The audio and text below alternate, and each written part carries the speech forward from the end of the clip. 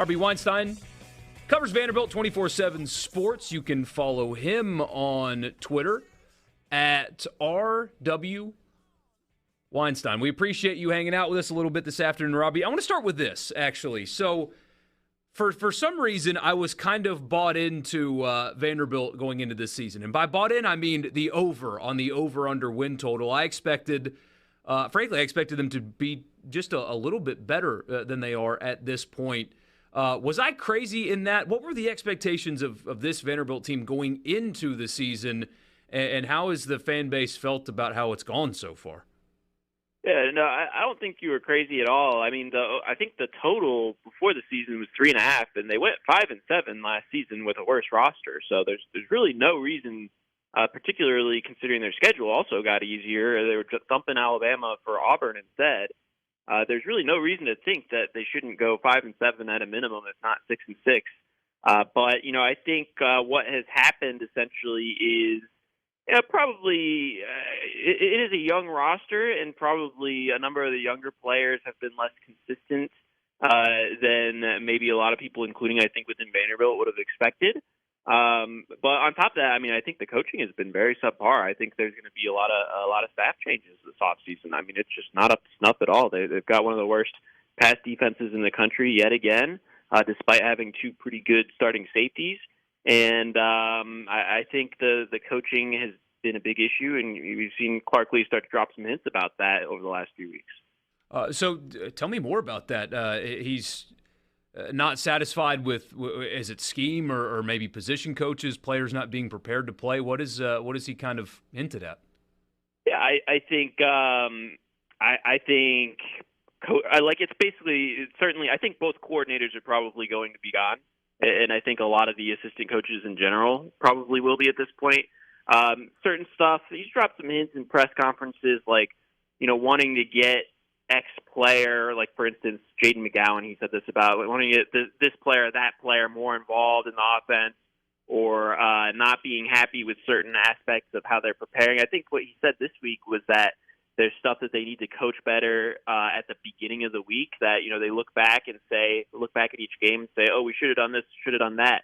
And he said that should really be getting done on Monday and Tuesday. So I think he has made a lot of pointed comments recently about his staff, and if I were on staff at Vanderbilt, I wouldn't be feeling particularly safe right now. Yeah, other places as well. Take Arkansas for example. A lot of staff turnover can lead to some uneasiness among fans. If your staff's not doing the right things, doesn't that ultimately point back in your direction? Are Vanderbilt fans kind of feeling that vibe right now, where if your staff's not right, is that a you problem? Oh, sure. Yeah, I think that's very fair. I think that, there are two mitigating factors there. But, yes, the fans certainly are not super happy with Clark Lee, I would say, in general right now. The two mitigating factors would be, number one, Vanderbilt, although I think they pay head coaches reasonably well, they do have the smallest salary pool for their staff, the support staff and the assistant coaches. And so I think, there are going to be some limitations there. And then number two, I think that, Clark Lee just signed an extension. It was announced back in June or July. I'm not sure if it was actually signed right back then over the summer. But he's just not. I mean, he's not going anywhere, and I don't think he probably should. Like, if you're Vanderbilt, I don't think it makes a ton of sense to just play the same game that the rest of the SEC teams do in terms of, if you think about Auburn, for instance, these teams that are very impatient and fire coaches every 2 or 3 years. I think if you're Vanderbilt, you probably have to try to play the long game in terms of hoping that continuity can help you out long term. And on top of that, they do have a pretty good, I think their player acquisition model, especially their recruiting for high school players, is pretty good. They've their first two classes or first three classes that they've had have outperformed. I would say outperformed expectations, and the talent level is substantially better. So if they're not, if we're talking 2 years from now and they still haven't made a bowl game, then that's obviously going to be a huge issue. But I think for now, I don't think Clark Lee's going anywhere, but I do think fans are frustrated. There's been some questions about who's going to be taking snaps in Oxford on Saturday night. I guess last night we got some news on that front. Yeah, actually on Monday, it's it's going to be Ken Seals. Clark Lee said that Monday on his coach's show.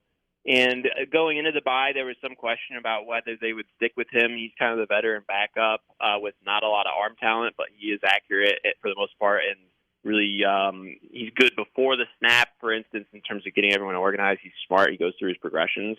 A.J. Swan is the guy with all the arm talent in the world, but he's thrown a lot of interceptions, committed a lot of turnovers this season. And he was battling through what they said was a right elbow contusion. I'm not sure exactly how big of a factor that really was in his performance, but they had to decide over the bye week whether they were going to go back to Swan or stick with Seals. And for now, they've stuck with Seals, but I think that's probably pretty flexible, especially because Seals is set to graduate in December at the end of this season. And the expectation for quite a while has been that he's going to grad transfer down to the group of 5 level and be a starter. So now that he's starting right now for them, maybe that throws that into question somewhat. But point being, it does still seem that Swan is more so the quarterback of the future. And so I would not be surprised if both guys play in this game or if Swan at some point over the last 4 games of the season gets back in there. Yeah, Auburn's a group of 5 team that's looking for a quarterback. I'm sorry, I couldn't help myself. So what would a strength of this team be for an Ole Miss fan listening to us right now that has not seen Vanderbilt play a whole lot this season? What is an area of this team that Ole Miss should be worried about, in your opinion? Well, their players aren't bad, to be honest. I think their roster is a lot better than it's been. For instance, if you look back to 2020 and 2021, their roster is not bad. I mean, they've got big, tall, strong guys. They've got fast. They've got a lot of speed, and so I think that shows up the most on offense at wide receiver. They've got 3, 4, 5 really pretty good wide receivers. Will Shepherd is the main one, and he, I think maybe his draft stock has slipped a little bit because he's had some drops this season, as well as last season. But he's a potential day 2 or early day 3 guy in the NFL draft. And then Jaden McGowan, who I mentioned earlier, he's a small slot receiver, but he runs a 4.35.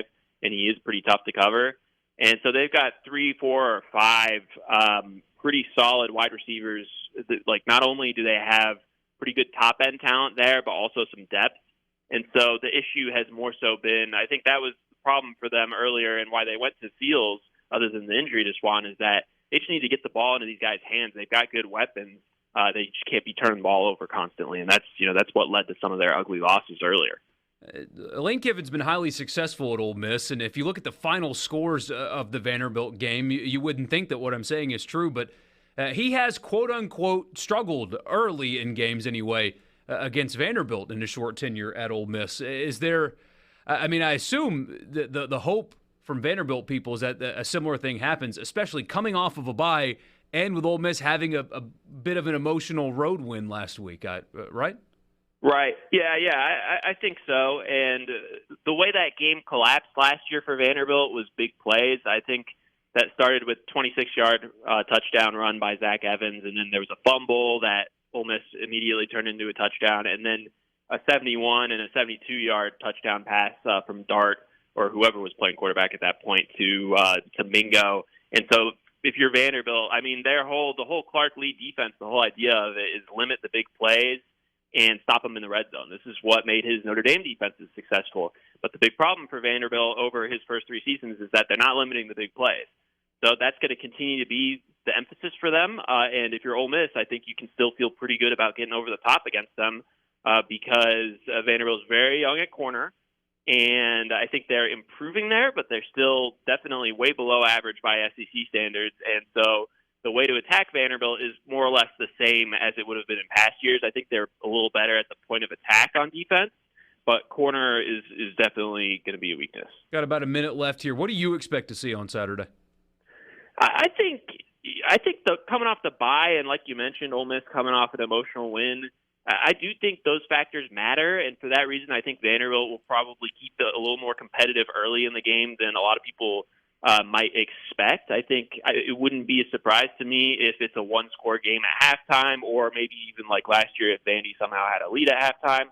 But I also think Vandy's pretty beat up, and Ole Miss, of course, is just a much more talented team, much more proven team. So, I'd expect them to kind of run away with it in the second half.